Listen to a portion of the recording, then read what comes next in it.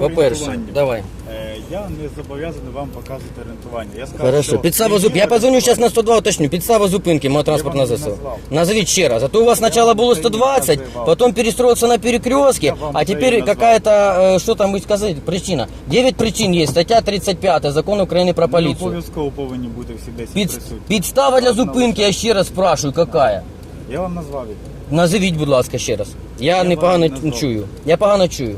Ви тільки що сказали, що ви Підстава для зупинки, я говорю ще раз, спрашиваю тебя нормально, язиком спрашиваю. Підстава для зупинки. Як там, нагрудний знак у вас, будь ласка, 00 0011959. 959. Що, прізвище ваше? Я називав своє прізвище. Службове посвідчення придавіть на вимогу громадянина України, стаття 18 Закону України про поліцію. 17, 18, яка там є, давайте.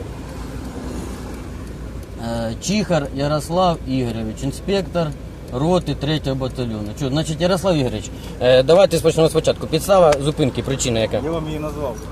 Ні, ви не можете назвати, їх було дуже багато. Зараз конкретно по якій підставі ви хочете перевірити у мене документи. Давайте, бисенько. Не затримуйте мене, тому що я поспішаю. Вас не затримують.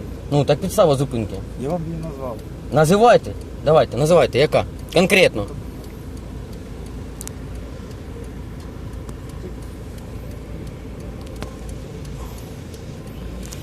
Ну.